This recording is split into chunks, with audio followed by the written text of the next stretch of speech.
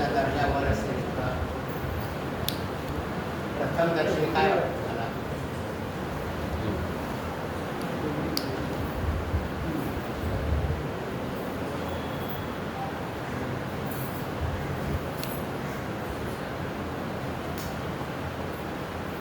ठीक आहे, आपण आता नियम बघू.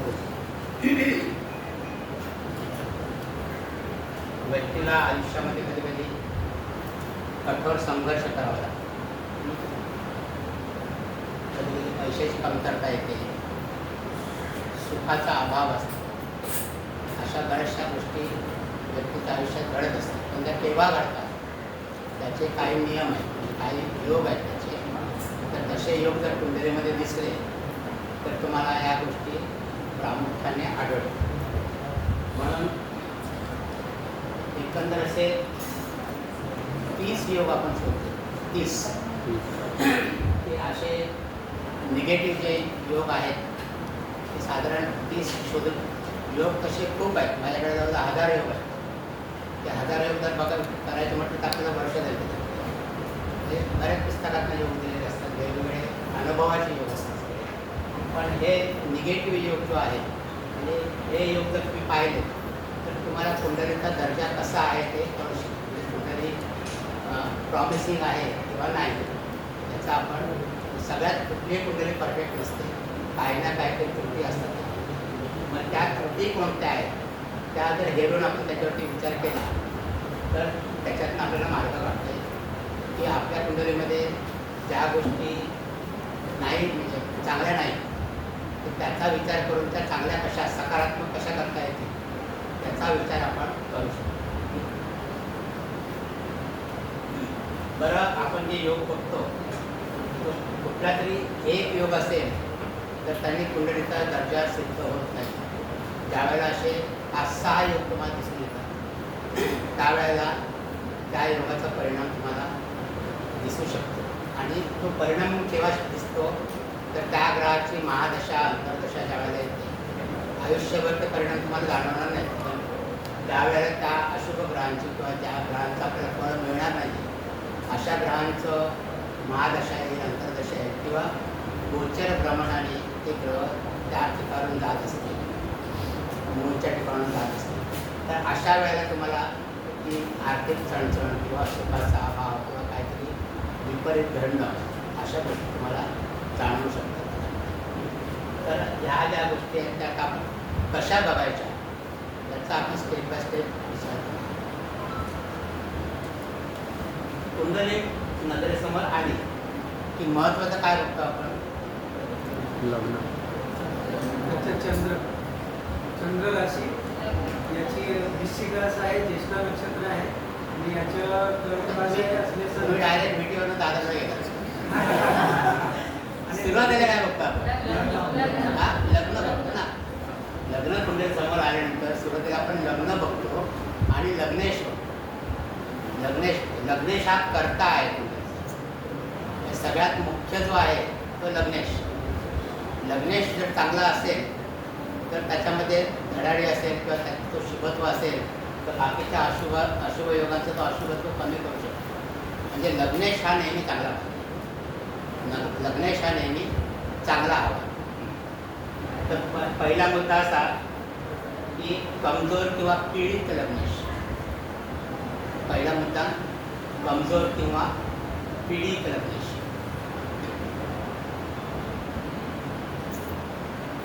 आता लग्नेश कमजोर आहे किंवा पीडित आहे हे आपण कसं ओळखणार?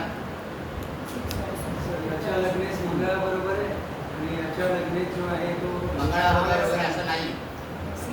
लग्नेश आपण ज्या वेळेला राशींचं बघितलं, भाव बघितले, आपण त्रिक भाव कुठले पाहिले?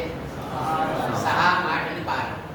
6, 8 आणि 12 हे नेहमी अशुभ फळं देणारे आपण बघतो. आणि 6, 8, 12 मध्ये जे ग्रह जातात ते कमजोर होतात असं आपण म्हणतो. आणि प्रत्येक लग्नाला जर 6, 8, 12 मध्ये त्याची मूळ त्रिकोण राशी असेल तर तो ग्रह त्याचा शत्रुग्रह होतो त्या कुंडलीचा. बरोबर आहे, आपण पाहिलं ना राशीची माहिती घेताना आपण पाहिलं शत्रुग्रह.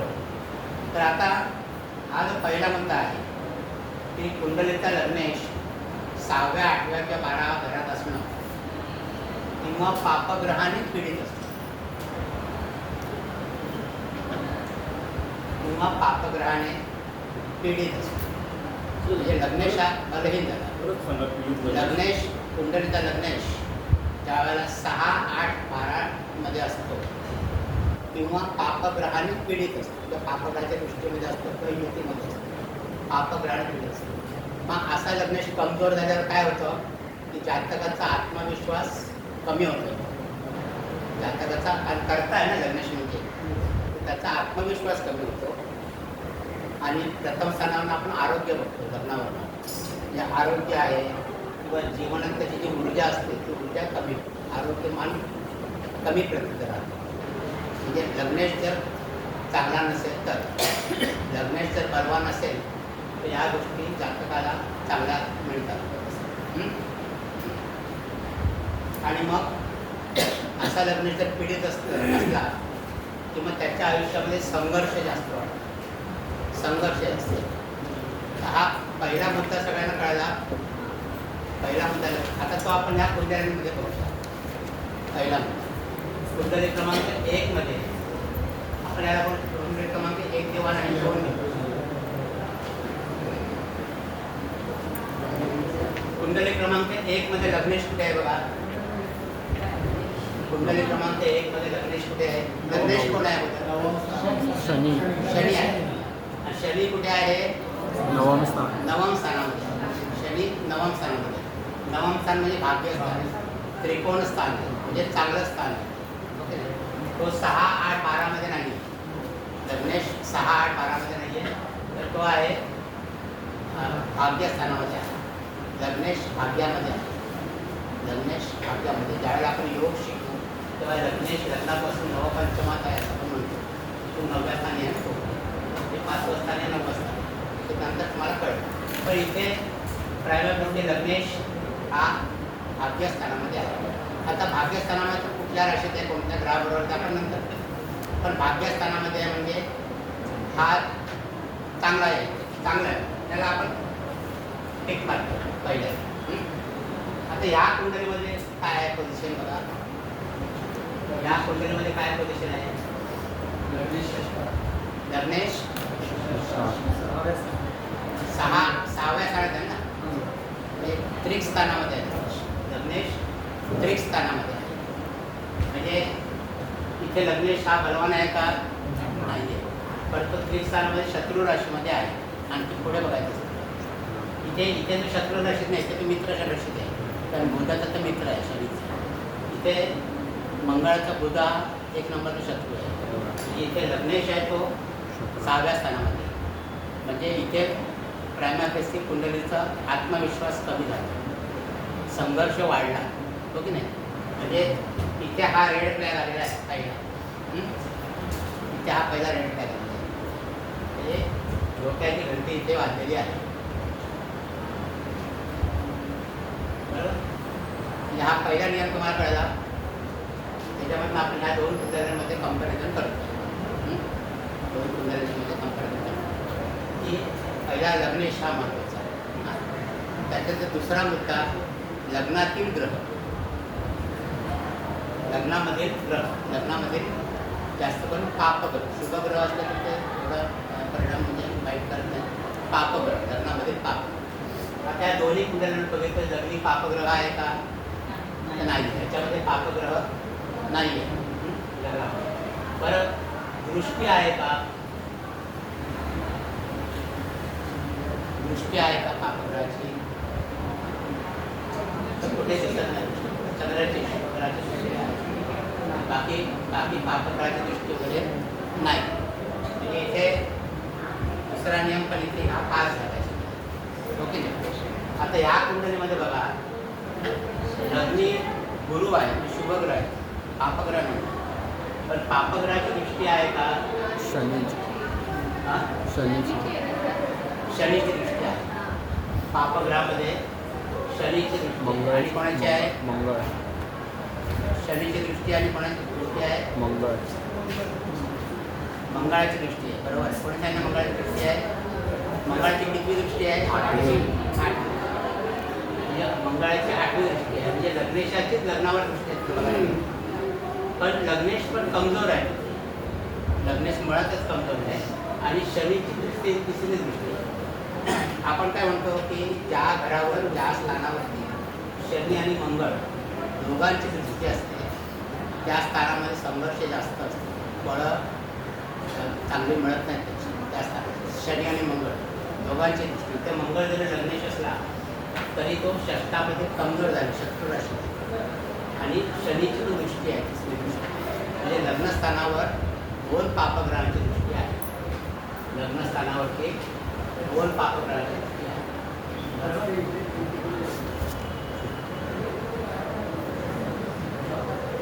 म्हणजे इथे ही टेस्ट सुद्धा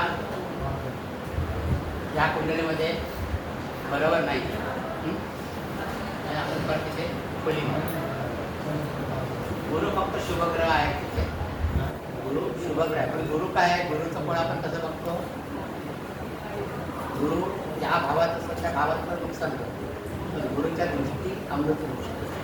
त्याच्यामुळे गुरु या भावाचं रक्षण करणार नाही. स्थानहानी करो जीव आपण, तसं गुरु स्थानहानी करतात, फळ वाढवणार नाही.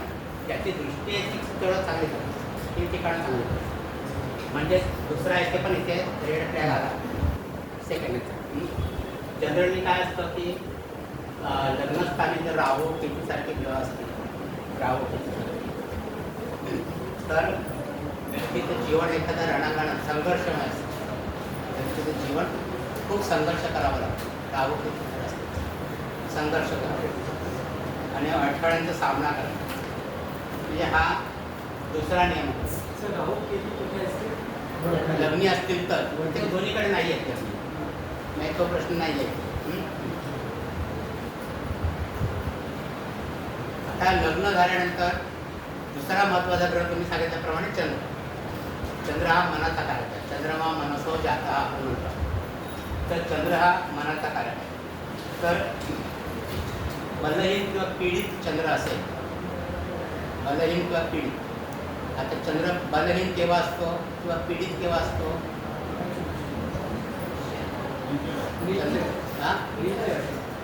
कधी नीच राशीत असला तर तो बलहीन असतो. आणखी कधी बलहीन होतो तो? चंद्र का तिथी बलवान आणि तिथी बलहीन कधी असतो तो? अमावस्येचा किंवा कृष्ण पक्षात रवीकडे जाणारा चंद्र. आपण बघितलं चंद्राचं ग्रह बघताना चंद्र केव्हा बलवान असतो केव्हा बलहीन असतो, तिथी बलहीन.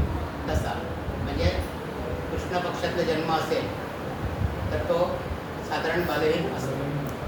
शुक्ल पक्षातला पण पंचमीच्या नंतरचा बलहीन, म्हणजे आपण साधारण प्रायमापेक्षा अष्टमी ते अष्टमी आपण असा धरतो त्याचा, अष्टमीपासून अष्टमी. पण इथे बघा चंद्र कसा आहे बघा, त्या कुंडलीमध्ये चंद्र कसा आहे? स्वराशी त्या कुंडलीमध्ये चंद्र स्वराशीचा आहे. चंद्र स्वराशीचा आहे की नाही इथे? परत तो शुक्ल पक्षातला आहे ना. कसं ओळखता तुम्ही शुक्ल पक्षातला? शुक्ल पक्षातला आणि कृष्ण पक्षातला चंद्र कसा ओळखतो आपण? रवी बरोबर ज्यावेळेला चंद्र असतो तेव्हा अमावास्या असते, बरोबर? रवी बरोबर जेव्हा चंद्र असतो त्यावेळेला अमावास्या असते. रवीच्या पुढे पुढे चंद्र जाईल तेव्हा तो शुक्ल पक्षातला प्रतिपदा, द्वितीया, तृतीया असं असतं. आणि रवीच्या समोर आल्या की पौर्णिमा असते. रवीच्या समोर म्हणजे रवीपासून ही 7 घरं, रवीच्या पुढची जी 7 घरं आहेत इथे चंद्र शुक्ल पक्षाचा असतो. म्हणजे तो बलवान होत जातो. जसं जसं तो रवीपासून लांब जाईल तसं तसं तो बलवान होत जातो. इथे चंद्र पौर्णिमेचा चंद्र असतो, हा सगळ्यात बलवान असतो. आणि इथून तो परत रवीकडे जायला लागतो असा. मग त्यावेळेला तो कलेकलेने तो बलहीन होत जातो. कलेकलेने बलहीन होतो. चंद्र एका राशीमध्ये 2.25 दिवस असतो. म्हणजे इथे जर तो पौर्णिमा 2.25 दिवस असला की पौर्णिमा झाल्यानंतर मग कृष्ण पक्ष सुरू होतो. कृष्ण पक्ष म्हणजे 2.25, 4.5 नंतर 4.5 चंद्र किती होणार? 6:45. म्हणजे अष्टमी जवळ साधारण इकडे येईल. आणि इथून तो बलहीन व्हायला सुरुवात होतो. इथपर्यंत तो साधारण बलवान असतो, कमी कमी होतात. पण बलवान असतो असं. तर हे पॅरामीटर असतं. चंद्र बघताना रवीपासून तो कुठे आहे ते बघायचा. इथे पहिली गोष्ट म्हणजे चंद्र स्वराशीचा आहे, म्हणजे राशी बलवान आहे तो. राशी बलवान आहे तर तो शुक्ल पक्षातला आहे, म्हणजे तिथी बलवान सुद्धा आहे. म्हणजे चंद्र इथे पीडित नाही आहे. हां, आता इथे चंद्रावर कुठल्या ग्रहांची दृष्टी आहे का बघा. चंद्रावर कुठल्या ग्रहाची दृष्टी आहे का. नाही आहे. आहे चंद्र दृष्टी आहे कुठल्या ग्रहाची नाही. म्हणजेच हा तिसरा नियम पण हा इथे पास झालेला आहे. तिसरा नियम लक्षात येतं ना. आपण कसं बघतोय ते नाही कळत आता विचार. आता आपण त्या कुंडलीमध्ये बघूया. त्या कुंडलीमध्ये चंद्र कसा आहे बघा. या कुंडलीमध्ये चंद्र कसा आहे बघा. चंद्र पहिली गोष्ट म्हणजे नीचेच आहे. चंद्र नीचेच आहे म्हणजे बलहीन आहे. आणि दुसरी गोष्ट म्हणजे शुक्ल पक्षातल्या की कृष्ण पक्षातल्या आहे.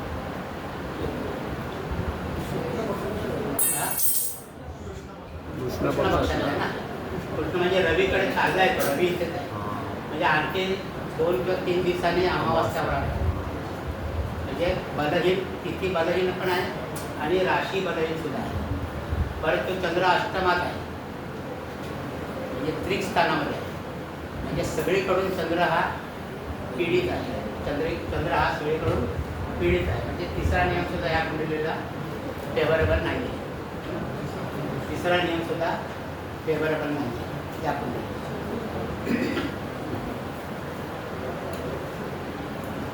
त्याच्यामुळे चंद्र जर बलहीन असेल, चांगला नसेल, तर अशा व्यक्तीला मनःशांती जास्त मिळत नाही. मनःशांती मिळत नाही.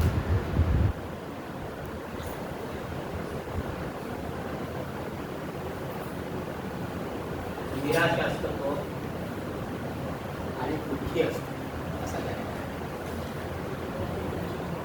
शिवाय चंद्र आपण इथे पाहिला, चंद्राबरोबर जर राहू केतू किंवा शनीसारखे ग्रह असतील तर ते आणखी चंद्राला बिघडवतात. चंद्र जर राहू केतू आणि शनीने युत असेल युतीमध्ये असेल तर आणखी त्याचा परिणाम कमी होतो, बलहीन होतो, आणखी बलहीन होतो. म्हणजे अशी परिस्थिती या कुंडलीत कुठे दिसत नाही, पण या कुंडलीमध्ये आहे. जरी राहू केतूने तो पीडित नसला, राहूची दृष्टी आहे इथे चंद्रावरती बघा. शनीची पण आहे दृष्टी. राहूची पण दृष्टी आहे आणि शनीची पण दृष्टी आहे. त्याच्यामुळे ही कुंडली तिसऱ्या नियमामध्ये पण फेल झालेली आहे. बरोबर.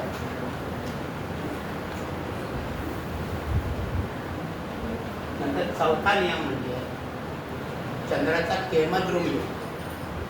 केमद्रुम योग आपण शिकणार आहोत नंतर. पण केमद्रुम योग म्हणजे काय सांगतो की ज्या स्थानामध्ये चंद्र असेल त्याच्या मागच्या आणि पुढच्या स्थानामध्ये ग्रह नसते, किंवा चंद्राबरोबर कोणताही ग्रह नसते. चंद्राच्या मागच्या आणि पुढच्या स्थानात पण ग्रह नसते. म्हणजे चंद्र हा केमद्रुम योगात आहे असं म्हणतात. चंद्र हा केमद्रुम योगात आहे. तर आपण जेव्हा योग बघू त्यावेळेला हा केमद्रुम योग आपण शिकणार. तर चंद्र केमद्रुम योग हा सुद्धा एक अशुभ योग आहे. केमद्रुम योग म्हणजे असा जर केमद्रुम योग असेल तर अशा जातकाला एकाकीपणा जास्त असतो आणि समाजामध्ये आधारही नसतो असं. त्यामुळे सुखाच्या भावना कमी होतात. तर इथे दोन्हीकडे चंद्र केमद्रुम योगामध्ये नाही आहे.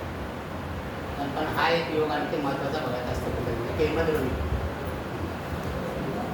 नंतर विषयोग. चंद्राचा विषयोग आहे का बघायचा. विषयोग म्हणजे काय. चंद्र आणि शनीची युती. चंद्र आणि शनी यांची जर युती असेल कुंडलीमध्ये तर त्याला विषयोग असं म्हणतात. विषयोग. चंद्र आणि शनी विषयोग. केकीमध्ये त्याला पुनर्भुयोग. चंद्र आणि शनी गोष्टी परत त्या होत राहतात अशा पुनर्भुयोग. तर हा चंद्र आणि शनीचा विषय तो आहे का बघायला महत्त्वाचा. आता इथे दोन्ही कुंडलींमध्ये विषयोग नाही आहे. विषयोग म्हणजे युती, शनीबरोबरची युती. तर इथे दोन्ही कुंडलींच्या मध्ये तो नाही आहे, म्हणून आपण तिथे काही दिलेलं नाही. तो हा योग तिथे पास झालेला आहे विषय. म्हणजे आतापर्यंत आपण 5 नियम बघितले, प्रत्येक कुंडलीमध्ये कसे बघायचे. नंतर ग्रहण योग. ग्रहण योग कशाला म्हणतात? ज्या वेळेला चंद्र राहू किंवा केतूवर असतो, रवी आणि चंद्र ज्या वेळेला राहू आणि केतूवर असतात त्यावेळेला ग्रहण योग.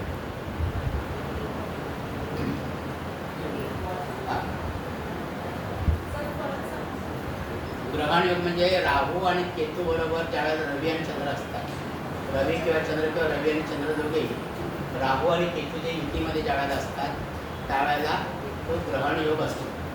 आता त्याची पण मर्यादा आहे की ॲक्च्युली म्हणजे परफेक्ट ग्रहण योग असतो त्यावेळेला त्या दोघांमध्ये 1.5 अंशाचा किंवा 2 अंशाचा फरक असतो. तर तो असेल तर परफेक्ट ग्रहण योग असतो, नाहीतर नुसता ग्रहण योग आपण म्हणतो.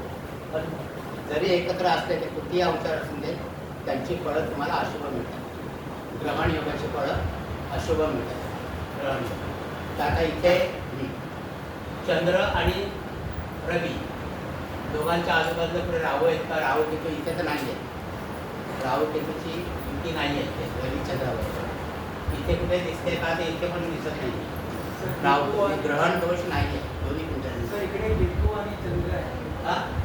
हां सॉरी, केतू आणि चंद्र आहे इथे, बरोबर. इथे केतू आणि चंद्र आहे म्हणजे इथे हा सुद्धा एक ग्रहण योग झालेला आहे.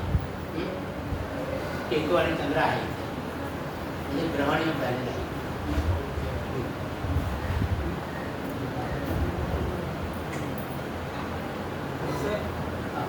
जसं आपण केंद्र योगाचं सांगितलं की एकाकीपणा असतो, समाजमध्ये आधार नसतो. पण आपल्या सर हे बोला शनी चंद्र की युती का क्या होणार? योगाचे सांगितलं नाही. विषय पण अशुभ असतो कारण शनीचे कारकत्व आपण बघितले. शनी कसा आहे? आकुंचन करणारा आहे, नैराश्यवादी आहे. चंद्र हा मनाचा कारक आहे, चंचलता आहे चंद्राकडे. तर हे सगळे कॉम्बिनेशन वेगळे होतात म्हणजे एकमेकांच्या मध्ये विरोधाभास निर्माण करतात. त्याच्यामुळे मनस्थिती बिघडते. आणि ज्या वेळेला चंद्र शनीची युती असते त्यावेळेला अशा जातकाला जन्मताच 7.5 सुरू असते. जन्मताच 7.5चं हे एक लक्षण आहे चंद्र शनीची युती. त्यावेळेला हा योग चांगला सांगितलेला नाही, चंद्र शनीचा अशुभ योग. आता हे जे आपण योग बघतो आहे हे आयुष्यभर त्रास देत नाही. ज्या वेळेला त्या ग्रहांच्या महादशा अंतर्दशा येतील किंवा गोचर भ्रमणाने शनी पण तिकडे नाही, अशा वेळेला त्या योगाचं आपल्याला परिणाम दिसून येतात. आयुष्यभर हे परिणाम जरी योग दिसत असले तरी आयुष्यभर हे परिणाम करत नाही. तर ज्यावेळेला त्यांच्या महादशा अंतर्दशा येतील किंवा गोचरेने ते तिथे येते अशा वेळेला त्यांचे परिणाम आपल्याला दिसतात. गोचरेने येते काय तर हां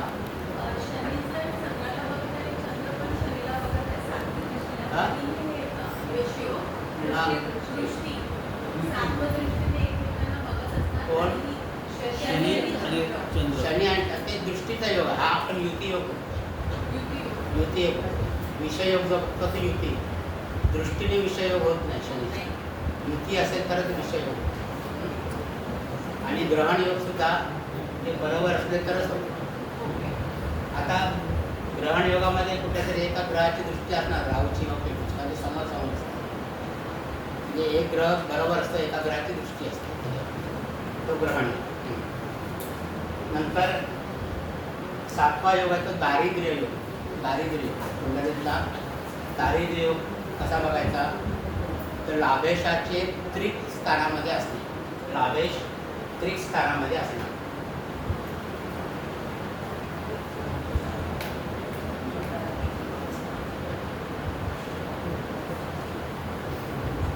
लाभेश ज्या वेळेला 6, 8 आणि 12 मध्ये असतं त्यावेळेला त्याचे कारकत्व कमी होतं. लाभाचं कारक लाभस्थानाचं कारकत्व म्हणजे कसं? सगळ्या प्रकारचे लाभ, सगळ्या प्रकारची इच्छापूर्ती म्हणून आपण या स्थानाकडे बघतो ना, लाभस्थानाकडे. आणि तो जर लाभेश 6, 8, 12 जसा लग्नेश 6, 8, 12 मध्ये गेल्यावर वीक होतो तसा तो लाभेश सुद्धा 6, 8, 12 मध्ये गेल्यामध्ये वीक होतो. म्हणजे तुमची इच्छापूर्ती वगैरे जे होणार असते त्याच्यामध्ये अडथळे येतात, संघर्ष येतो. म्हणून लाभेश कधी त्रिस्थानामध्ये असू नये. 6, 8 आणि 12 मध्ये असू नये लाभेश. हा एक योग बघायचा लाभेश. आता इथे त्याचा लाभेश कोण आहे? मंगळ आहे. ओके. तो आहे का 6-8-12 नाही. इथे लाभेशपणे शनी आहे, तो लाभामध्येच आहे, म्हणजे 6-8-12 नाही. म्हणजे हा योग इथे दोन्ही कुंडलामध्ये नाही. हां, दारिद्र्य. आता दारिद्र्य योग जर असेल तर व्यक्तीच्या मिळकतीमध्ये अडचणी येतात. नाही सर, लाभांमध्ये ते मेष लग्नाचं ते 6 हाऊसमध्येच आहे ना म्हणून. कुठला जे लाभेश विचार, लाभेश. आवेश म्हणजे तो आपण लग्नेश बघितला, सुरुवातीला लग्नेश बघितलं, तो अशुभ आहे. इथे आपण त्या लाभेशचा विचार. लाभेश कोण आहे इथे? शनी आहे. 11 नंबरची राशी, कुंभ राशी, त्याचा स्वामी तो शनी लाभातच आहे. तो त्रिक भावामध्ये नाही, तो जर त्रिक स्थानामध्ये असतं शनी किंवा हा मंगळ इथे कुठे असता तर यांच्या मिळकतीमध्ये अडचणी आल्या असतात, लाभामध्ये अडचणी आल्या असतात, संघर्ष आला असतात. म्हणजे इच्छा कमी प्रमाणात कर्ज होणं, सगळ्या इच्छा पूर्ण होत नाही, संघर्ष करावा लागतो अशा प्रकारचं. म्हणजे थोडक्यात म्हणजे काय की चांगली ठिकाणं आहे ना त्यांचे स्वामी 6-8-12 असू नये, हा सगळ्यात कॉमन आहे. एवढं लक्षात ठेवायचं शॉर्ट. नंतर आता लग्नस्थान झालं, लाभस्थान झालं, आणखी तिसरं महत्त्वाचं स्थान आहे धनस्थान. धनस्थान म्हणजे दुसरं स्थान धनस्थान. तर धनस्थानाचा स्वामी हा पीडित असू नये. धनस्थानाचा स्वामी हा पीडित. आता पीडित असणं म्हणजे काय असणं तर 6-8-12 असणं, पापग्रहांच्या युतीमध्ये एका दृष्टीमध्ये असणं म्हणजे पीडित असतो किंवा नीचेचा असतो. आता पीडित या शब्दाचा अर्थ तुम्ही या 3 प्रकारे समजून घ्या. पीडित म्हणजे एक तर नीचेचा असणं किंवा पापग्रहांच्या सोबत असणं किंवा 6-8-12 असणं म्हणजे तो पीडित किंवा त्यांच्या दृष्टीमध्ये असणं. तर आता इथे कोण आहे? धनेश कोण आहे बघा. इथे धनस्थानाचा स्वामी शनी आहे. हा शनी कुठे आहे तर भाग्यस्थानामध्ये. ओके नाही, नवम स्थान म्हणजे भाग्यस्थानामध्ये. म्हणजे इथे धनेश सुद्धा भाग्यस्थानामध्ये आहे. धनामध्ये पण शुभग्रह आहे, धनामध्ये पण शुभग्रह आहे. आणि तो शुभग्रह नुसता शुभग्रह आहे का तर या कुंडलीचा योगकारक ग्रह आहे. योगकारक ग्रह कसा आहे तो? शुक्र कसा योगकारक आहे या कुंडलीमध्ये? पंचमी स्थानी केंद्रस्थान. पंचम स्थान आणि दशम स्थान म्हणजे एक केंद्रस्थान आणि एक कोणस्थान असतं. ज्या वेळेला एखादा ग्रह कुंडलीमध्ये केंद्रस्थानाचा आणि कोणस्थानाचा स्वामी होतो तेव्हा तो त्या लग्नाला योगकारक ग्रह होतो. इथे शुक्र तसा योगकारक ग्रह आहे. तर एक राशी केंद्रामध्ये आहे, एक राशी कोणस्थानामध्ये. आणि असा शुक्र धनस्थानामध्ये असतो म्हणजे तो शुभ आहे. म्हणजे धनाचं चांगलं फळ या व्यक्तीला मिळेल. आणि धनेश सुद्धा भाग्यस्थानामध्ये आहे. धनेश पण भाग्यामध्ये आहे.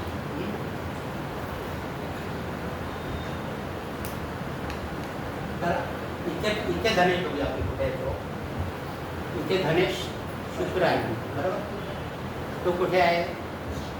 अष्टमात आहे म्हणजे त्रिक स्थानामध्ये आहे. त्रिक स्थानामध्ये परत तो पापग्रहाबरोबर आहे, केतूबरोबर आहे. त्याची दृष्टी आहे, शनीची पण दृष्टी आहे. म्हणजे धनेश हा पीडित आहे. त्या कुंडलीमध्ये धनेश हा पीडित आहे. धनेश हा पीडित आहे. आता धनेश जर पीडित असेल किंवा अशुभस्थानी असेल तर अशा व्यक्तीकडे पैसा टिकत नाही. पैसा टिकत नाही. इकडं आपण कुटुंब पण बघतो. कुटुंबामध्ये कलह होतो आणि बचत करणं म्हणजे ते कमी होतं. बचत करणं असंभव होतं. कधी कधी आज धनेश जर व्ययभावामध्ये असेल तरीसुद्धा असं होतं जितकी कमाई होते त्यात तेवढा खर्च होतो. हे दोन एकमेकांच्या स्थानामध्ये असतील. व्यय जर इकडे असेल किंवा धनेश जर इकडे असेल तरीसुद्धा तो एक प्रकारचा कुयोग आहे. तर असा धनस्थानासंबंधीचा तो असा इथे कुठे आहे का? धनेश व्ययामध्ये किंवा व्यय धनामध्ये नाही. म्हणजे ही कुंडली अजूनपर्यंत तरी चांगली आहे त्या दोन कुंडली. आता धनस्थान झालं म्हणजे आपण एक एक स्थान बघतो. धनस्थान झाल्यानंतर त्याच्यानंतरचं महत्त्वाचं स्थान म्हणजे चतुर्थ स्थान, ज्याला आपण सुखस्थान असतो. सुखस्थान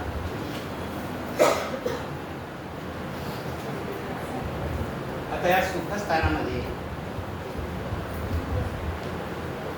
सुखस्थानाचा स्वामी इथे कुठे आहे? कोणस्थानामध्ये. सुखस्थानाचा स्वामी कोणस्थानामध्ये आहे आणि तो लग्नेशाबरोबर आहे. नंतर सुखस्थानामध्ये पापग्रह आहे का? तर नाही. सुखस्थानावरती पापग्रहाची दृष्टी आहे का? तर इथे गुरुची दृष्टी आहे आणि इथे चतुर्देशाची दृष्टी आहे.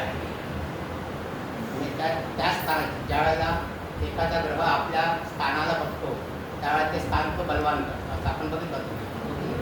इथे मंगळ आपल्याच घराला बघतो म्हणजे तो त्याचा घर बलवान करेल म्हणजे तिथे तो चांगलं करेल. म्हणजे सुखस्थान आपण ते बघितलं चांगलं.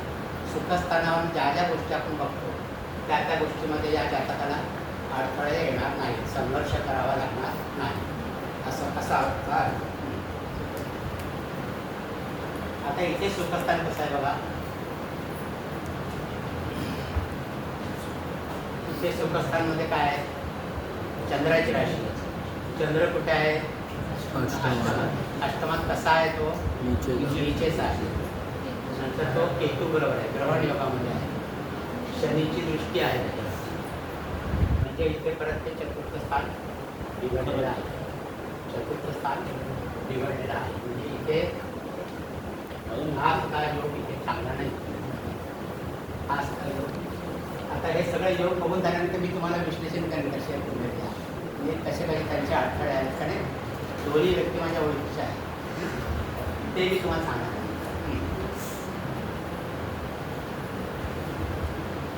आता सुखस्थान झाल्यानंतर आपण येऊ भाग्यस्थान. भावनियमन भाग्यस्थान म्हणजे नवम स्थान.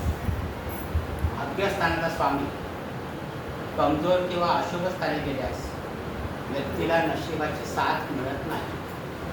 भाग्यस्थानाचा स्वामी कमजोर किंवा अशुभ स्थानी गेल्यास व्यक्तीला नशिबाची साथ मिळत नाही. अमाप कष्ट करूनही त्याला त्याचं योग्य फळ मिळत नाही. अमाप कष्ट करूनही त्याला त्याचं योग्य फळ मिळत नाही.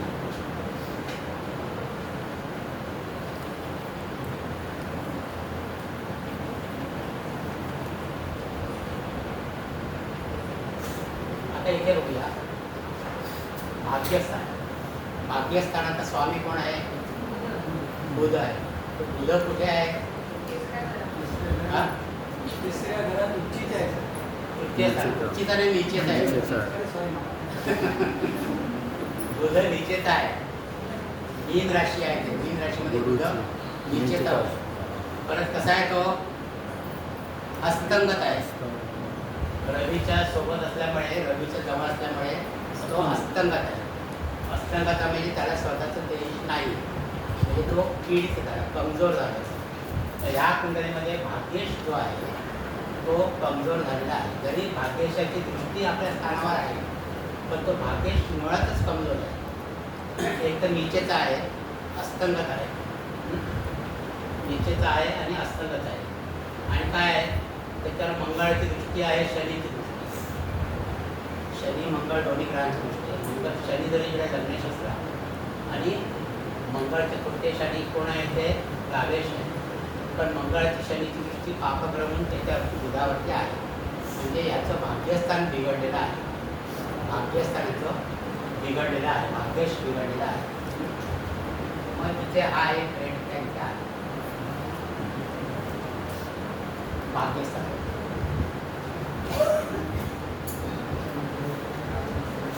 आता इथे भाग्यस्थान कसं आहे बघा.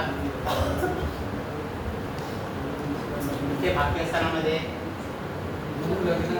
गुरु आहे तो लग्नी आहे. भाग्येश लग्नी आम्ही चांगल्या ठिकाणी केलेला आहे भाग्येश. परत भाग्यस्थानामध्ये रवी आहे तो पंचमेश आहे. एका कोणस्थानाचा स्वामी दुसरीकडे आहे भाग्य. परंतु भाग्येशावर शनीची आणि मंगळाची दृष्टी आहे ना. भाग्येश गुरुवरती शनी आणि मंगळाची दृष्टी आहे. जरी भाग्येश चांगल्या स्थानामध्ये असेल, भाग्यामध्ये चांगला ग्रह आहे, पंचमेश आहे, परंतु भाग्येशावर शनी आणि मंगळाच्या दृष्टीने त्याला गालबोट लावलेलं आहे भाग्येशावर. त्यामुळे भाग्यस्थानाचं फळ या कुंडलीत चांगलं नाही, पण या कुंडलीत कसं आहे तर संमिश्र, एकदम खराब पण नाही आहे, पण संमिश्र आहे. संमिश्र म्हणजे प्लस आणि मायनस दोन्ही भाग्यस्थान. सर, गुरुची स्वतःची पण दृष्टी आहे का त्याच्यावर? हा, गुरुची स्वतःची दृष्टी आहे भाग्यस्थान, म्हणजे ही दृष्टी चांगली आहे भाग्यस्थान, पण फक्त भाग्येशावर शनी आणि मंगळाची दृष्टी आहे ना, त्यामुळे थोडंसं त्याचा परिणाम कमी होतो. अदरवाईज भाग्यस्थान चांगलं आहे, अदरवाईज भाग्यस्थान चांगलं आहे. पण ह्या दोन्ही गुरु वक्री आहे. गुरु वक्री आहे. कमजोर असू शकतो. हा? कमजोर असू कमजोर कसं असणार? शकतो. वक्री असलं तर वक्री फळं चांगली देणार. शुभग्रह जर वक्री असेल तर चांगली शुभ फळं देणार वक्री. हा त्याचा गुरु चांगला आहे, केंद्रामध्ये आहे तसा गुरु. भाग्येश केंद्रामध्ये आहे, चांगल्या स्थानामध्ये आहे. त्याची दृष्टी आहे आपल्या भाग्यस्थानावरती गुरुची. त्याच्यामुळे भाग्यस्थान काय अगदीच वाईट नाही आहे किंवा अगदीच अशुभ आहे असं नाही, तर चांगलं आहे. बऱ्याच म्हणजे 25% खराब जरी असेल तर 75% चांगलं आहे भाग्यस्थान. सर गुरु व्यायात आहे रे. हा, गुरु व्यायात आहे ना. 12 गुरु व्यास व्ययेश आहे, व्ययेश आहे, व्ययेश आहे. गुरु व्ययेश आहे आणि भाग्येश पण आहे. थोडं ते पण स्थान खराब होतं. 12 स्थान पण खराब करतो. नाही खराब करत नाही. इथे व्ययशाचं फळं कसं आहे, दुसरं स्थान आणि 12वं स्थान यांना परावलंबी स्थान आपण बोलतो ना, परावलंबी स्थान असतं.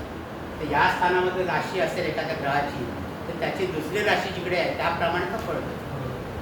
त्याला परावलंबी स्थान असं म्हणतात. परावलंबी स्थान कळलं? परावलंबी स्थान आहे. तर त्यामुळे व्यय जरी गुरु असला तर तो गुरुची दुसरी राशी याच्याप्रमाणे फळ देईल आणि ती भाग्यस्थानामध्ये आहे. म्हणजे इथे व्ययशाचं फळ तुम्हाला अशुभ नाही मिळत, परावलंबी स्थान. तर भाग्यस्थान झाल्यानंतर आपण तर कर्मस्थानाकडे आणखी महत्त्वाचं स्थान म्हणजे कर्मस्थान. कर्मस्थान म्हणजे दशमस्थान.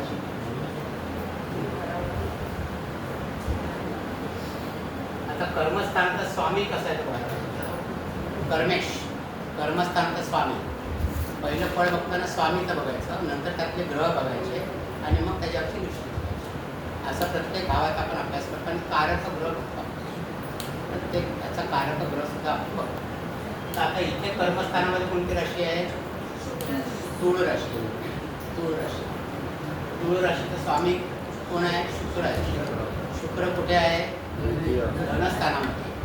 म्हणजे कर्मस्थान आणि धनस्थान याचा संयोग चांगला आहे की वाईट आहे? चांगलं आहे. जे कर्म करणार त्याच्यातनं धन मिळणार. म्हणजे कर्मेश धनस्थानी असणं चांगलं. कर्मेश धनस्थानी असणं चांगलं. इथे शुक्र कर्मेश म्हणजे कर्माचा स्वामी शुक्र आहे, तो धनस्थानामध्ये आहे. आपल्या कर्मस्थानामध्ये कोणते ग्रह आहेत? तो गुरु आहे. गुरु आहे. पण गुरु जरी इथे असला तरी गुरु कसा आहे? व्ययेश आहे आणि तृतीयेश आहे. म्हणजे दोन्ही अशुभ स्थानांचा स्वामी आहे. गुरु दोन्ही अशुभ स्थानांचा स्वामी. त्यामुळे इथे गुरु जरी असला तर तो जास्त फार मदत करणार नाही कर्मस्थानात, कारण तो स्वतःच अशुभ स्थानांचा स्वामी आहे. म्हणजे फक्त कर्मेश शुक्र चांगला आहे इथे. त्याच्यातले ग्रह जे आहेत ते एवढे मदत करणारा नाही आहे. बरोबर. आता इकडे दृष्टी वगैरे काय आहे का बघा. दशम स्थानावर दृष्टी आहे का बघा कोणाची? दुसरे नाही, दृष्टी नाही. पण दशम स्थानावरती आणखी एक योग इथे आहे, तुमचा तो झालेला नाही. तो म्हणजे कर्तरी योग आहे. कर्तरी पाप कर्तरी म्हणा किंवा कर्तरी योग म्हणा. कर्तरी योग म्हणजे कसा असतो? ज्या स्थानामध्ये ग्रह असतो त्याच्या मागच्या स्थानात आणि पुढच्या स्थानात, म्हणजे हे मागचं स्थान आणि पुढचं स्थान, इथे ज्या पापग्रह असतात त्यावेळेला त्याला पाप कर्तरी योग असतो. पाप दोन ग्रहांच्या कैचीमध्ये तो मिळालेला असतो, म्हणून त्याला कर्तरी योग असं म्हणतो. आणि ज्यावेळेला पुढील स्थानातला ग्रह वक्री असतो, म्हणजे तो मागे मागे येतो, आणि मागील स्थानातला ग्रह हा मार्गी असतो, म्हणजे तो पुढे पडताना असतो. एक तर काकडीची दोन पाती कशी आहेत, एक खाली येते आणि एक वर जाते ना, तर असं ज्यावेळेला असेल त्यावेळेला तो पाप कर्तरी योग असा असतो. पाप कर्तरी योग असतो. आता इथे पाप मध्य योग आहे, काय ते दोन्ही स्थानातले ग्रह वक्री आहेत, त्याच्यामुळे हा पाप कर्तरी योग होणार नाही, तर पाप मध्य योग, म्हणजे दशम स्थान जे पाप मध्यामध्ये आहे. म्हणजे इथे जरी दशमेश चांगला असला, इन्कम जरी चांगला असला, तरी नोकरीमध्ये थोडेसे अडथळे संघर्ष आहे असं येणार. कारण का हे अत्यंत शुभस्थान झालेलं नाही, काहीतरी त्याच्यामध्ये अशुभत्व आहे. गुरुसुद्धा व्ययेश आणि तृतीयेश आहे, त्रिकस्थानांचा स्वामी आहे, त्रिषड्याचा स्वामी इथे, इथे व्ययेश म्हणून तो त्रिकस्थानाचा स्वामी आहे. त्याच्यामुळे गुरु इथे गुरुचं बळ मिळणार नाही या जातकाला. आणि परत तो पाप मध्यामध्ये आहे, म्हणजेच नोकरीमध्ये थोडा संघर्ष, अडचणी, मतभेद अशा गोष्टी होत राहतात. पाप मध्यामध्ये आहे, बरोबर. म्हणजे गुरुची दृष्टी तर नोकरीच्या स्थानावर येते आणि गुरुची दृष्टी आहे याच्यावर, आणि त्याच्यावर परमेश्वर गुरुची दृष्टी आहे. त्यामुळे नोकरीतनं पैसा वगैरे मिळेल भरपूर, पण नोकरीतनं सॅटिस्फॅक्शन जे मिळायला पाहिजे, सॅटिस्फॅक्शन ते नाही. वादविवाद, संघर्ष, थोड्या अडचणी अशा चालू राहणार गुरुचा ह्याच्यामध्ये. त्याच्यामुळे हे सुद्धा प्लस आणि मायनस आपण बघूया. कर्मस्थान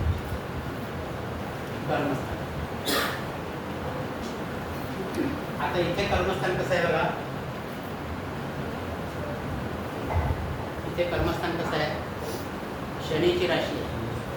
कर्मेश शनी लाभस्थानामध्ये, शनी लाभस्थानामध्ये, पण लाभस्थानामध्ये आहे म्हणजे तो चांगले लाभ करून देईल असं. पण इथे तो लाभेश पण आहे, इथे तो लाभेश पण आहे, आणि लाभेश हा चांगलं फळ देत नाही. लाभेश लाभातले ग्रह चांगलं फळ देतात, पण लाभेश चांगलं फळ देत नाही. तर इथे काय झालं आहे की शनी आहे लाभामध्ये, कर्मेश लाभामध्ये आहे, तर इथे दुसरी कुठली राशी असती तर या शनीने भरभरून यश दिलं असतं, म्हणजे भरभरून लाभ दिले असते. तर इथे शनी लाभाचा स्वामी पण आहे शनी, त्यामुळे लाभ मिळतील तर ते लिमिटेड लाभ मिळतील, लाभ मिळतील तर ते लिमिटेड लाभ मिळतात. आणि इथे सुद्धा कर्मस्थान आहे ते दोन पापग्रहांच्या मध्ये आहे, इथे सुद्धा कर्मस्थान आहे ते दोन पापग्रहांच्या मध्ये आहे, हो की नाही, रवी आणि शनी. आणखी काय ह्याच्यात आहे का दुसरं? नाही, दुसरं काय नाही. हां, दशम स्थानामध्ये मकर राशी, मकर राशीचा स्वामी शनी. शनी कुठे आहे? लाभस्थानामध्ये, म्हणजे प्रायमाफेसी दशमेश लाभामध्ये असल्यामुळे चांगलं फळ मिळालं. पण ह्या केसमध्ये काय झालं आहे की तिथे पण शनीचीच राशी आहे, त्याच्यामुळे इथे तर दशमेश म्हणून शुभफळ द्यायला जाईल, पण इथे लाभेश म्हणून चांगलं फळ देणार. लाभेश स्वतः चांगलं फळ देत नाही, लाभातले ग्रह चांगलं फळ देतात. त्याच्यामुळे इथे शनीचं फळ देणारा थोडेसे अडथळे येतील, लाभ मिळतील, त्याच्यामध्ये अडथळे येतील, म्हणजे निसंशय लाभ असा होणार नाही. त्याच्यामध्ये थोडेसे हात राखून लाभ मिळतील. कारण का इथे शनीचीच राशी आहे, तिथे दुसरी कुठली राशी आली असती तर मग चांगले लाभ मिळते.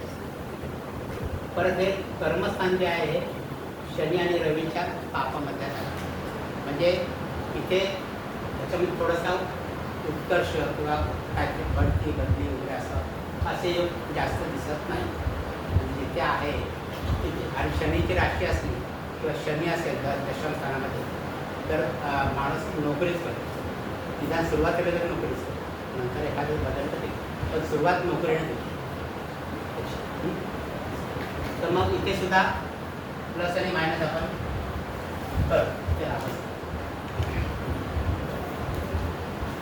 हे कर्मस्थान झालं आपलं. आता महत्त्वाची स्थान झाली.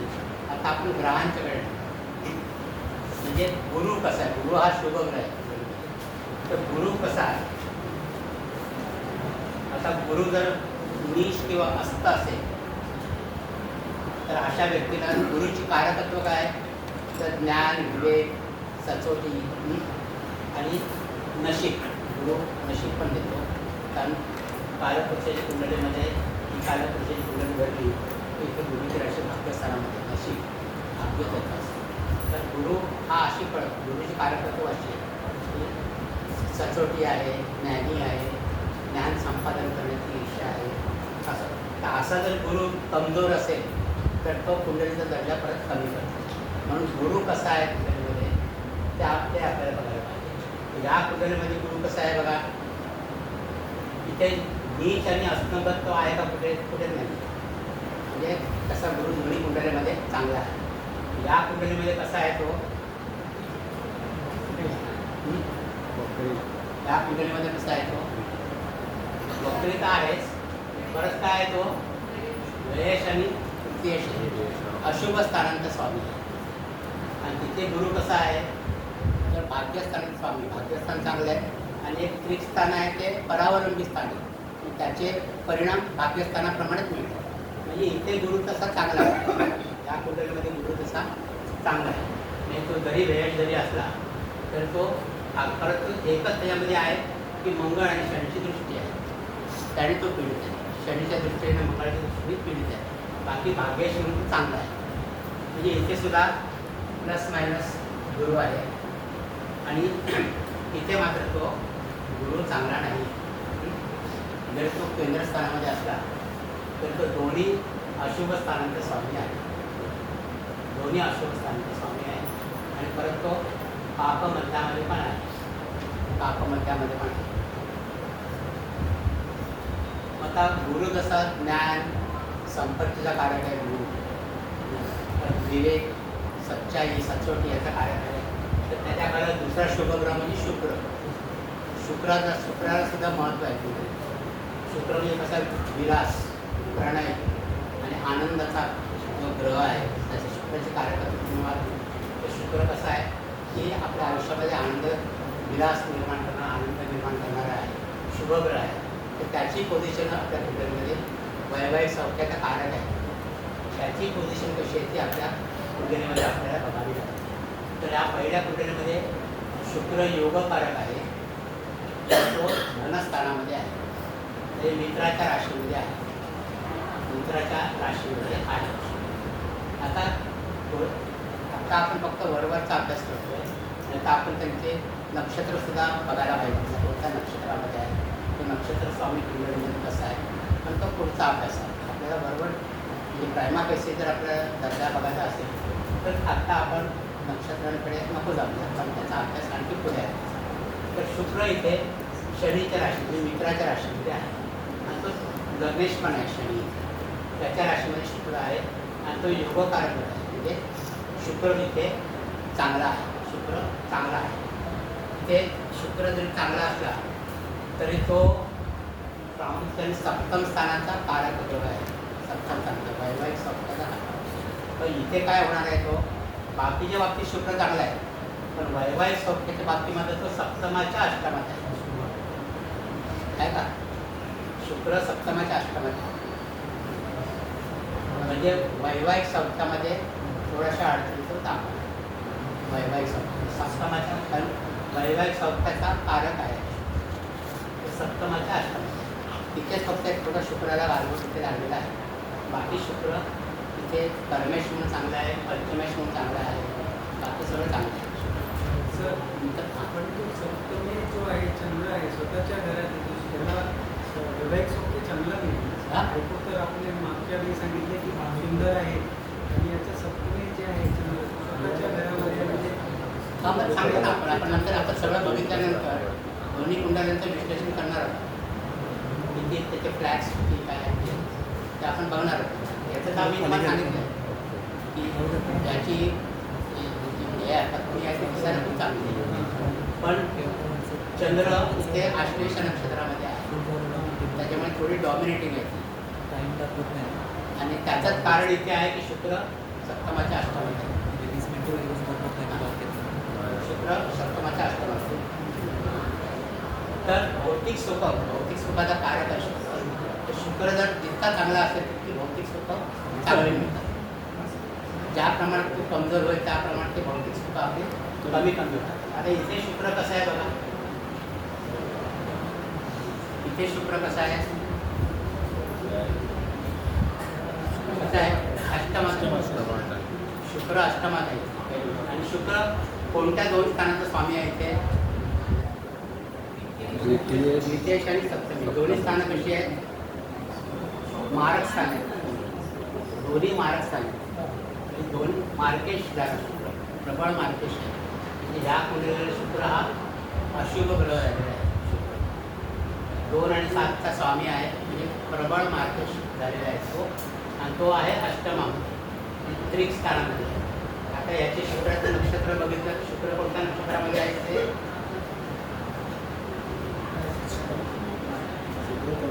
शुक्र कोणत्या नक्षत्रात आहे, नाही ज्येष्ठा नक्षत्रात. शुक्र ज्येष्ठा नक्षत्रात आहे अष्टमामध्ये. ज्येष्ठा नक्षत्र बुधाचं आहे आणि दूर नक्षत्र आहे ज्येष्ठा नक्षत्र. मग इथे सुद्धा शुक्राला नक्षत्राप्रमाणे पण गुण मिळत नाही आहेत. परत मगाशी सांगितल्याप्रमाणे शनीची दृष्टी आहे शुक्रावरती. शनी आणि शुक्र एकमेकांची वेगळी कारकत्व आहे. सगळी जी सुख आहे त्याच्यामध्ये नैराश्य आणणारा शनी आहे आणि शुक्राची कारकत्व वेगळी आहे, भौतिक सुख आणि भौतिक सुखाचं काढून घेणार आहे शनी. त्याच्यामुळे शुक्रसुद्धा इथे चांगला नाही, कमजोर आहे.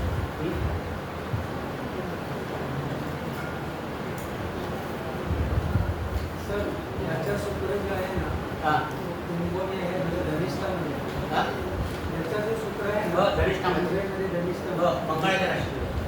पण इथे मंगळ कसा आहे, मंगळ चतुर्थीश आणि लाभेश आहे. इथे कसा तो मारक आहे, दोन्ही मारक सारखं स्वामी. इथे शुक्र जो आहे दोन्ही मारक, आणि इथे शुक्र जो आहे तो योगकारक आहे, योगकारक. आणि इथे पण शुक्राला आपण सगळे गुण केलेले नाही, फक्त वैवाहिक संस्थामध्ये त्याचं बळ चांगलं मिळणार नाही आपण सांगितलेलं आहे.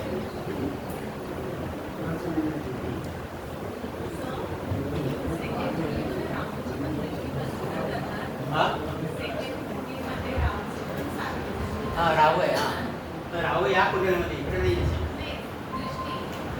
हां दृष्टी आहे ना राहूची. शुक्र केतू बरोबर आहे ना, शुक्र केतू बरोबर पण आहे ना. केतू कसा अध्यात्माचा कारक आहे आणि शुक्र कसा भौतिक सुखाचा कारक आहे. म्हणजे दोन्ही मॅच होत नाहीत. म्हणजे इथे शुक्रसुद्धा पीडित आणि कमजोर आहे. शुक्रसुद्धा पीडित आणि कमजोर आहे. आता शुक्र झाल्यानंतर आपण आत्म्याचा कारक रवी, जो आपला आत्माकारक ऊर्जा देणारा ग्रह आहे रवी, त्याच्याकडे आपण म्हणजे कुंडलीमध्ये रवी कसा आहे बघायचा आपण. रवी हा कसा अधिकार आणि आत्मविश्वास देतो. आत्मविश्वास आणि अधिकार देतो रवी. आणि असा रवी जर कमजोर असेल तर अशा व्यक्तीला मान सन्मान मिळत नाही, ऊर्जा कमी असते, मान सन्मान मिळत नाही, अधिकार मिळत नाही रवी जर असं. आणि नेतृत्व गुण नसतात रवी जर कमजोर असेल तर. रवी चांगला असेल तर नेतृत्व गुण असतात. आता इथे रवी कसा आहे बघा, इथे रवी अष्टमेश आहे. अष्टमेश तृतीय स्थानामध्ये, त्रिक स्थानामध्ये. म्हणजे इथे रवी कमजोर आहे. रवी कमजोर आहे, अष्टमाच्या अष्टमात आहे. रवी अष्टमाच्या अष्टमात आहे, म्हणजे रवी इथे कमजोर आहे. त्याच्यामुळे हा अधिकार गाजवू शकणार नाही. मान सन्मानामध्ये पण थोडा खालीपणात राहिलेला. मान सन्मानामध्ये पण खालीपणात राहिलं. आणि अष्टमेश आहे, अष्टमेश चांगलं फळ देणार नाही. रवीला अष्टमेशाचा दोष लागत नाही, कारण अष्टमेशावर आता अष्टमेशावरून आपण आयुष्यभर बघतो ना, तर आयुष्यभर कमी करणार नाही, कारण तो रवी आहे तिथे, तो आयुष्य कमी करणार नाही. पण अष्टमेश म्हणून जी अशुभ फळं निर्माण करेल त्याच्यामध्ये परत तो त्रिक स्थानामध्ये आणखी, म्हणजे आधीच उल्हासतात फाल्गुन मासात पण असं म्हणतो ना तसं. त्याच्यामुळे आत्मविश्वासाची कमी, मान सन्मान कमी, म्हणजे नेतृत्व गुण कमी, म्हणजे थोडंसं खाली जातात. त्यामुळे रवीसुद्धा इथे चांगला नाही आहे.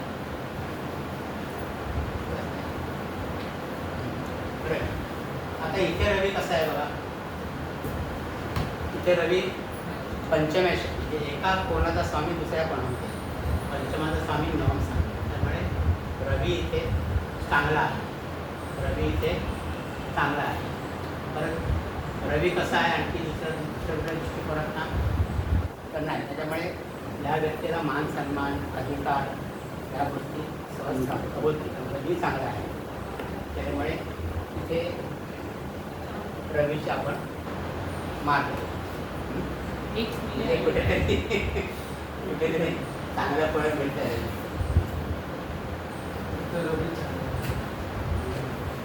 नंतर कुंडलीमध्ये कालसर्पयोग असतो.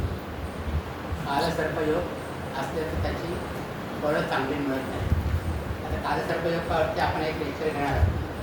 एकंदर 12 प्रकारचे कालसर्पयोग ते कसे म्हणजे फक्त त्याची तुम्हाला व्याख्या सांगतो की कुंडलीमध्ये राहू आणि केतू समर असतात ना, त्यांच्या आतमध्ये जर सगळे ग्रह असले तर तो कालसर्पयोग. आता राहू कसा उलट केतू, बाकीचे ग्रह कसे जाणार असे जाणार. राहू असं राहणार ना, ते इथे राहू आहे आणि इथे केतू आहे. ते इथून इथपर्यंत सगळे जर ग्रह असतील तर तो कालसर्पयोग आहे. त्याच्या बाहेर जर ग्रह असले तर कालसर्पयोग होत नाही. मग असा कालसर्पयोग ज्या 2 स्थानांना होईल त्या 2 स्थानाची फळं ती आपली आपले संघर्षमय काय जातीला मिळते. असा जर कालसर्पयोग जर इथून इथे झाला असता तर सुखस्थान हरपणार, केंद्र म्हणजे कर्मस्थानाची वाट लागणार. या 2 स्थानाची फळं त्याला मिळणार. कालसर्प म्हणजे कालसर्पयोगाची शांती करावं. तर असे प्रत्येक कालसर्प म्हणून सर्पांची जी नावं आहेत, नाग नावाची आहेत 12, ते 12 नावाचे 12 कालसर्प आहेत, 12 प्रकारचे. ते आपण नंतर बघणार आहोत. तर कालसर्पयोग कुंडलीमध्ये असू नये. असेल तर त्याची शांती करायला सांगतात. त्याचा म्हणजे कसा फायदा होतो त्याला अनुभव प्रत्येकाने घ्यायचा. तर इथे दोन्ही कुंडल्यांच्यामध्ये कालसर्पयोग नाही. दोन्ही कुंडल्यांच्यामध्ये कालसर्पयोग नाही. नंतर पितृदोष. पितृदोष केव्हा निर्माण होतो? पितृदोष कुंडलीमध्ये सूर्य चंद्र किंवा गुरु, सूर्य चंद्र किंवा गुरु हे शनी किंवा राहू केतूने सुरू झाल्यास, सूर्य चंद्र किंवा गुरु हे शनी किंवा राहू केतूने पीडित झाल्यास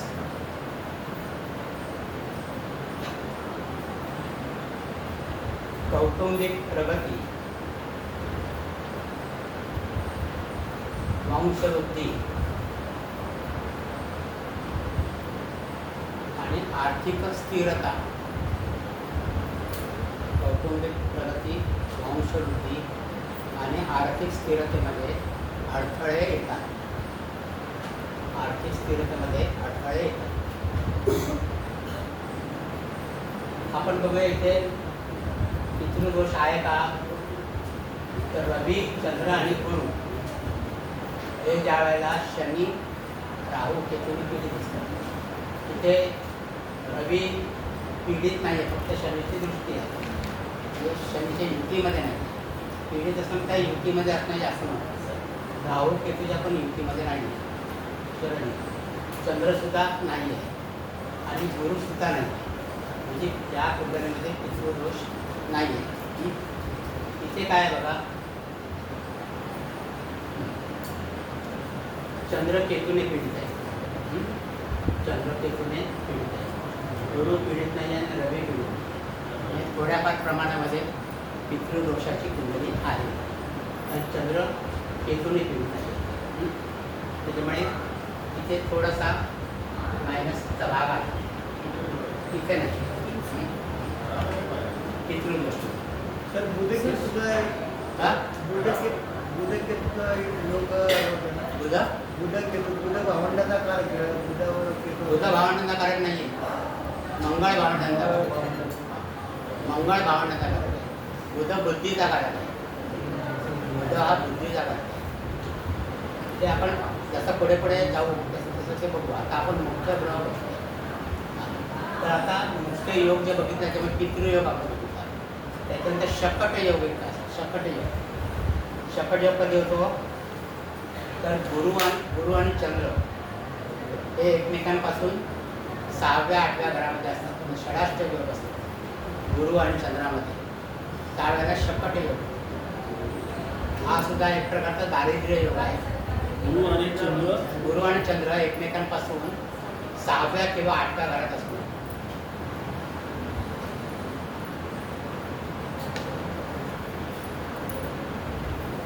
6व्या किंवा 8व्या स्थानामध्ये असतो.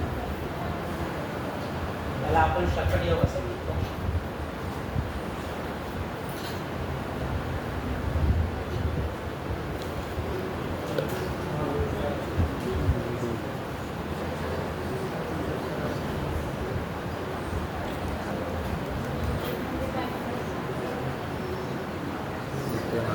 शकट योग गुरु आणि चंद्र. शकट योग असलं की त्यांच्या भाग्यामध्ये त्यांच्या आयुष्यामध्ये सतत अडथळे येतात.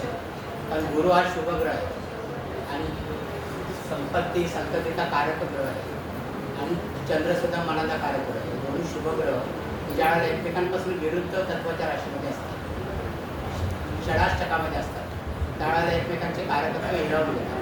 म्हणजे अशा जातकाचं आयुष्य हे गाडीचं चाक जसं वर खाली होतं असं आयुष्यामध्ये चढतासारखे निर्माण होते.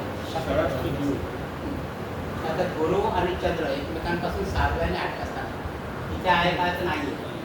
गुरु आणि चंद्र 6व्या 8व्या स्थानात नाही. म्हणजे एकमेकांपासून हे केंद्र योगामध्ये गुरु आणि चंद्र. इथे कसं आहे गुरु आणि चंद्र बघा 8व्या स्थानात शकट योगामध्ये आहे.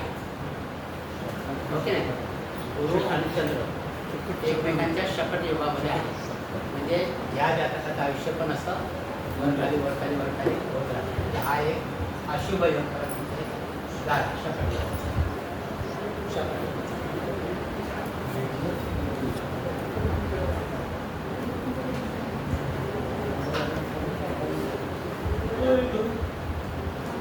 आणखी योग एक योग बघू आपण.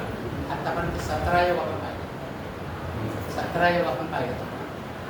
त्यांनी तुम्हाला कल्पना आली असेल कुठली कुंडली अडथळ्याची आहे, शर्यत पार करणारी आणि कुठली कुंडली स्मूथ आहे हे आतापर्यंत तुमच्या लक्षात आलं असेल. तर आता एक एक एक योग घेऊया आपण आणि मग मी तुम्हाला त्याचं विश्लेषण करून सांगतो. तर त्रिक भावाधिपती म्हणजे कोण? 6, 8 आणि 12 यांचे स्वामी त्रिक भावाधिपती.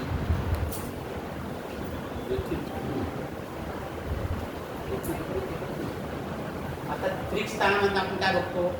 6व्या स्थानावरून कर्ज बघतो, 8व्या स्थानावरून काय बघतो? संकट बघतो, सगळ्या प्रकारचे संकट. 12व्या स्थानावरून काय बघतो? नुकसान बघतो, व्ययस्थान नुकसान बघतो. म्हणजे संकट काय म्हणतो आपण?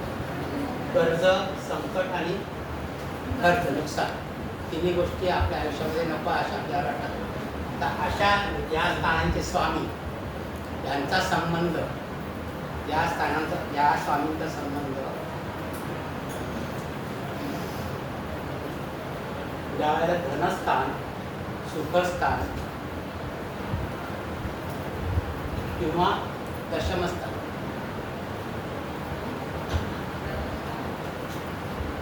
आता धनस्थानावर आपण काय बघतो? धनाची आवक, कुटुंब वगैरे आपण सगळं बघतो. चांगल्या गोष्टी बघतो ना आयुष्यातल्या. धनस्थानावर. सुखस्थानावर आपण सगळ्या प्रकारची सुख बघतो आणि कर्मस्थानावर आपलं करिअर बघतो. या तिन्ही गोष्टी आपल्याला आयुष्यामध्ये चांगल्या शुभ फळं देणाऱ्या, शुभत्व देणाऱ्या गोष्टी आहेत. आता हे जर कर्ज, संकट आणि नुकसान यांचे स्वामी तर या स्थानी बसलेले असतील, द्वितीय स्थानामध्ये, चतुर्थ स्थानामध्ये आणि दशम स्थानामध्ये, तर काय करणार? त्या भावाची फळं ते कमी करणार, तिथे संघर्ष वाढवणार. म्हणजे परत पर्यायाने काय झालं की जातकाचं आयुष्य परत ऊर्जाच्या गाड्यासारखं झालं. संघर्ष म्हणून 6, 8 आणि 12चे स्वामी 2, 4 आणि 10 या स्थानामध्ये असून म्हणजे धनस्थान, सुखस्थान आणि कर्मस्थान याच्यामध्ये असून आणि त्याच्यामध्ये तुम्हाला सगळे अडथळे त्याच्यामध्ये तुम्हाला अडथळे. आता इथे बघा 6, 8 आणि 12 हे कोण? बुध, रवी आणि गुरु 3 ग्रह आहेत ना. हे कुठे आहे? त्याच्यामध्ये बुध त्रिक स्थानामध्ये म्हणजे सुखस्थानात पण नाही आणि धनस्थानात पण नाही, कर्मस्थानात. रवी पण तसाच आहे. हे 2 ग्रह वाचले, तर तिसरा ग्रह जो आहे तो कर्मस्थान. तिसरा, त्यामुळे कर्मस्थानाची जी फळं आहेत ती कमी झाली. म्हणजे नोकरी, त्याचं करिअर जे आहे करिअरमध्ये अडथळे येणार. करिअरमध्ये मगाशी पण आपण बघितले, आता रवी खराब असल्यामुळे त्याला मान सन्मान अधिकार जास्त मिळणार नाही. आपण बघितलं त्याचं इथे रिलेशन लागतं तुम्हाला. इथे नुकसानाचा ग्रह इथे बसलेला आहे. जयेश संत स्वामी दशमात बसलेला. म्हणजे या 3 स्थानी स्वामी आहे, धनस्थान, सुखस्थान आणि कर्मस्थान. इथे असू नये, तो एक प्रकारचा धोक्याचा इशारा असतो. म्हणजे तुमचं लाईफ स्मूथ नसणार असं का. आता इथे बघा, इथे बुध आहे, मंगळ आहे आणि गुरु आहे. आता बुध मंगळ गुरु कुठे आहेत का इथे, तर 2, 4 आणि 10 मध्ये कुठे. त्याच्यामुळे हे याच्यातनं थोडासा दिलासा आहे. हे चांगलं आहे. म्हणजे कुठे अडथळे जास्त नाही आहे. जिथे काय असेल थोडंसं स्मूथनेस आहे.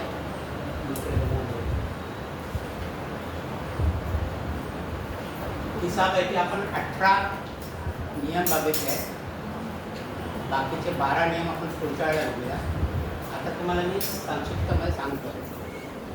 ही कुंडली आपण डिस्कस केली होती की आई वडील चांगल्या पदावरून रिटायर झालेले आहे, पैसा अटकावर, 8वर एक बहीण आहे. फक्त पैशाचा म्हणजे बहिणीच्या धनस्थान, कुटुंबस्थान चांगलं आहे, त्याचा काय प्रॉब्लेम नाही. वैवाहिक स्वतःमध्ये पत्नी दिसायला अतिशय सुंदर आहे, पण ती थोडी डॉमिनेटिंग आहे. तिने इथे त्याला चांगली नोकरी होती भारतामध्ये, तिने त्याला परदेशात दिली. नाही आपल्याला इथे राहायचं, तिला परदेशात. उलट तो इथे राहायला असता. शिवाजी महाराजांचा मोठा, शिवाजी महाराज दादर स्टेशन आहे, मालमोहनच्या समोर नवीन तिथे मोठा फ्लॅट आहे. त्याचा घरात 2च माणसं आहे, सगळं व्यवस्थित होतं. पण तिने त्याला नेदरलँडला घेऊन गेली. इथं राहायला. आता तिथे फॉरेन राहिल्यानंतर प्रत्येकाला कष्ट तर करावेच लागतात, सहजा त्याची काही मिळत नाही. तर त्याच्यामुळे त्या संघर्ष तिथे चालू आहे त्याचा. आणि आपण बघितलं नोकरीमध्ये संघर्ष चालू आहे. तिथे वैवाहिक सुखामध्ये थोडीशी अडचणी आहेत, काही डॉमिनेटिंग आहे जास्त. त्याच्यामुळे ही ह्याची आई वगैरे तिथे जाऊन राहिली तर तिला बघून घेतली सासूला. असं आहे. तर तिला पण वाटतं मदत करायला तिला, पण ते काय करता येते असं. आणि मुलाला हिच्याविरुद्ध ग्रह काढायची ताकद नाही. त्याच्यामुळे तो तिथे गोळ्याची त्या मिठाची गोळी घेऊन बसतो. तर असा बाकी सगळं चांगलं आहे तुझं. पण हा प्रकार आहे की त्याच्यामुळे त्यांनी जर मुंबई सोडली नसती तर हा अगदी आयुष्यामध्ये करायला असते. आई वडिलांच्याकडे दोन्ही म्युन्सिपाल्टीतनं चांगल्या पदावर निवृत्त झालेले आहेत आणि तसं त्याला काही अडचण नाही. अजून पण आई वडील नंतर तुला तिकडे काय गरज झाले पैसे तर आम्ही पाठवतो, पण तो नको म्हणून सांगतो असं. त्याच्यामुळे ही कुंडली अशी. आता ही कुंडली घेऊया आपण. ही म्हणजे मला ज्युनियर होती तो, आमच्या बँकेमध्येच आहे. तिचा जन्म डहाणूचा आहे. आणि डहाणूवरनं ती आपल्या पार्लिमेंट सर्कल, आमची ब्रँच होती पार्लिमेंट सर्कल कोर्टला, तिथे अपडाऊन करायची होती. म्हणजे शिक्षण तिथं झालं आणि नंतर नोकरी लागली ती बँकेत लागली नोकरी आणि आमच्या ब्रँचला. डहाणूवरनं ती रोज सकाळी 5 ते 5:30 ती ट्रेन पकडायची, बॉम्बे सेंट्रलला उतरायची, तिकडनं ट्रेन पकडून मग चर्चगेटला यायची, चर्चगेटला बँकेत आणि संध्याकाळी परत तोच प्रवास. म्हणजे किती कष्ट होते बघा. 10 ते 5 10 ते 6 टाईम होता, पण तिला 1 तासाचं कनेक्शन द्यायचे गाडीपर्यंत. म्हणजे घरी झाल्यापर्यंत तिला 10 वाजायचे. म्हणजे असं तिने बँकेतलं लाईफ सगळं काढलं. बँकेतली सर्व्हिस सगळे अशा प्रकारे. आता वैवाहिक त्याच्याप्रमाणे हे बघितलं मी ते, तर विवाह तिने बँकेतले दुसऱ्या डिपार्टमेंट तिथे तिचा विवाह जमला, पण तो पण फार उशिरा झाला तिथे. तर तिथे सुद्धा मी थोडंसं स्थैर्य आलं तिला, पण नोकरीमध्ये पण पुढची बढती किंवा असं प्रमोशन वगैरे काही मिळालं नाही आहे. त्यात कारण काय अभ्यास करायला तर पुढे जायला आणखी कुठे ट्रान्सफर झाली तर त्यावेळेला तिला ते लग्नाच्या अगोदर शक्यच नव्हतं ते लग्नाच्या अगोदर. लग्नाच्या नंतर ती मुंबईमध्ये शिफ्ट झाली. पण मुंबईमध्ये शिफ्ट झाल्यानंतर घरामध्ये तिला मुलगी झाली पहिली आणि त्या मुलीचे त्रास सुरू झाले नंतर. ते जन्मापासून त्या मुलीला थोडासा त्रास होता. म्हणजे थोडंसं अभ्यासामध्ये एकदम मागे सगळं काय करायचं नाही. तर म्हणजे आता जेमची वगैरे जे तुम्ही ऐकतात तसा प्रकार थोडासा होता की स्वतंत्रता पाहिजे वगैरे. त्या मिस्टरने ठाण्याला फ्लॅट घेऊन ठेवला आहे. तर ते म्हणाले की आपण तो कुठे राहायला जाऊ तो भाड्याने देऊन त्याचे पैसे मिळतील. तरी मुलगी म्हणाल नाही मी तिथे जाऊन राहणार मी तुमच्यावर राहणार. तर असे आणि परत तब्येतीच्या दृष्टीने सगळं डामाडोल आहे. म्हणजे सगळेच म्हणजे आजार आहेत. मध्यंतरी थोडासा कॅन्सर पण डिटेक्ट झाला आणि बाकीचे नेहमी आजार पण चालूच असतात. आजार पण नेहमी चालू असतात. त्यामुळे शांती म्हणजे सुखशांती असं काही नाही आहे. सगळं अडथळ्याचं जीवन आहे, ओझ्याचं जीवन आहे. आता हे सगळे हे बघितल्यानंतर अशा गोष्टी होतात सगळ्या गोष्टी. म्हणजे सगळं पहिल्यापासून कष्ट कुठलीही गोष्ट इझिली मिळाली नाही. कुठलीही गोष्ट इझी मिळाली नाही. सगळ्या प्रकारचे कष्ट शेवटी जेमतेम 60 वर्ष पूर्ण झाली नोकरी सोडून दिली. त्यामुळे ते पेन्शन वगैरे आता सुरू आहे. तरी पण आता आजाराने ग्रासलेलं आहे. सगळे डायबिटीज आहे सगळं आहे सगळ्या गोष्टी. तर अशा कुंडली म्हणजे ह्याच्यावर तुम्हाला थोडीशी कल्पना येते कसा कुंडलीचा दर्जा असू शकेल. तर हे नियम जर तुम्ही लावले अजून आपल्याला 12 नियम बघायचे आहेत. पुढच्या वेळेला आपण ते 12 नियम बघू म्हणजे तुम्हाला आणखी काय असतं. आणि हे सगळे नियम एखाद्या नियमाने दर्जा कमी किंवा जास्त होत नाही. इथे किती लागले बघा किती रेट लागायचे बघा. त्याच्यामुळे कल्पना आणि इथे किती आहेत बघा. त्याच्यामुळे आपल्याला कल्पना येते की कोणती कुंडलीचा दर्जा साधारण चांगला आहे कोणत्या कुंडलीचा. आणखी पण बरेचसे नियम आहेत. जसे तुम्ही नियम जसे लावाल तसं तसं आणखी या कुंडलीमुळे तुम्हाला उलगडा होईल. प्रत्येक स्थानासंबंधीचे नियम आहेत. प्रत्येक स्थान हे जर तुम्ही बघितले तर त्याच्यानं तुम्हाला कळेल. त्याच्या लव्ह मॅरेज झाला दुसरा लव्ह मॅरेज किंवा अरेंज मॅरेज हां त्याच्या दोघांच्या लव्ह मॅरेज झाला का अरेंज नाही यांचं लव्ह मॅरेज झालं. यांचं लव्ह मॅरेज झालं. यांचं लव्ह मॅरेज असं नाही पण बँकेतलं स्थळ आलं आणि ते लग्न झालं. म्हणजे ओळखीतना विवाह झाला. म्हणजे प्रेम होऊन विवाह झाला असं नाही. ते अगोदरपासून प्रेम होता नंतर विवाह झाला. सर इसका क्यों होगा माने पंचम है उसका दूसरे घर में वो भी शुक्र है ना मंगल के नक्षत्र में इसलिए इसका प्रेम हुआ होगा. हां इसका अरेंज मैरिज. म्हणजे हे तुम्हाला जसं जसं तुम्ही ऑब्झर्व कराल पुढे पुढे तसं तसं तुम्हाला आणखी त्याचे बारकावे कळतील. हे आपण प्रायमा कशी पाहिजे की कोणती कुंडलीचा दर्जा चांगला आहे कोणत्या कुंडलीचा दर्जा एवढा चांगला नाही आहे. अजून यातले 12 नियम आहेत ते आपण पुढच्या वेळेला बघू. म्हणजे एक आपल्याला सगळे रेड फ्लॅग तयार होते. आता